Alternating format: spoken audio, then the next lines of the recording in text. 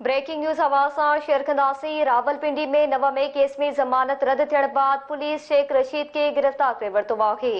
Breaking news हवा सां share कई पिया। पुलिस अॻूणे घरू वज़ीर शेख रशीद के ज़मानत रद्द थियण बाद गिरफ़्तार करे वरितो आहे। अहम ख़बर है नाज़रीन, अवां खे आगाह कयूं पिया। रावलपिंडी में 9 मई केसनि में ज़मानत रद्द थियण बाद पुलिस शेख रशीद के गिरफ़्तार करे वरितो आहे। पुलिस अॻूणे घरू वज़ीर शेख रशीद के ज़मानत रद्द थियण बाद गिरफ़्तार करे वरितो आहे। खबर आहे हवा सां शेयर कई पिया। रावलपिंडी में 9 मई केस में ज़मानत रद्द थियण बाद पुलिस शेख रशीद के गिरफ़्तार करे वरितो आहे। पुलिस अॻूणे घरू वज़ीर शेख रशीद के ज़मानत रद्द थियण बाद गिरफ़्तार करे वरितो आहे। एक भेरो ॿीहर तफ़सील मालूम कंदासीं। ब्यूरो चीफ इस्लामाबाद नज़ीर चारण खां। जी नज़ीर, आगाह कजो त शेख रशीद के पुलिस गिरफ़्तार करे वरितो आहे। वधीक कहिड़ा तफ़सील आहिनि? जी बिल्कुल, रावलपिंडी इस्लामाबाद जे पुलिस अवामी मुस्लिम लीग के सरबराह अॻूणे वफ़ाक़ी घरू वज़ीर शेख रशीद के अॼु ज़मानत ज़ब्त थियण खां पोइ गिरफ़्तार करे वरितो आहे।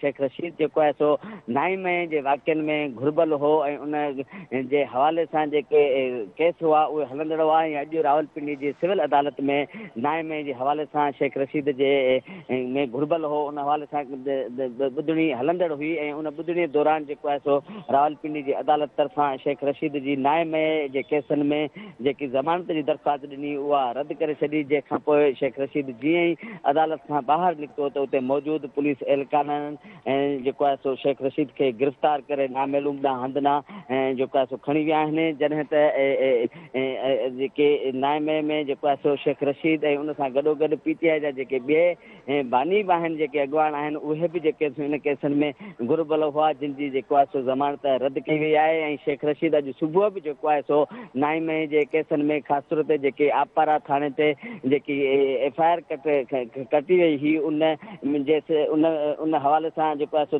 अॼु सुबुह बि जेको आहे सिविल अदालत में पेश थियो ऐं उन अदालत में शेख रशीद जी ज़मानत मंज़ूर कई वई हुई। ऐं जेको आहे सो रावलपिंडी जी सिविल अदालत में जेको आहे सो 9 मई जे हवाले सां जेकी केस जी ॿुधणी हुई उन में जेको आहे सो शेख रशीद तरफ़ां ज़मानत जी गिरफ़्तारी खां अॻु ज़मानत वारी दरख़्वास्त ॾिनी, जेका अदालत रद्द करे छॾी। जंहिंखां पोइ शेख रशीद खे अदालत जे ॿाहिरां मौजूदु पुलिस एहलकार गिरफ़्तार करे नामैलूम हंधना खणी विया आहिनि। जी ठीक आहे, महिरबानी नज़ीर आगाह करण लाइ। अवां सां ख़बर शेयर कई पिया।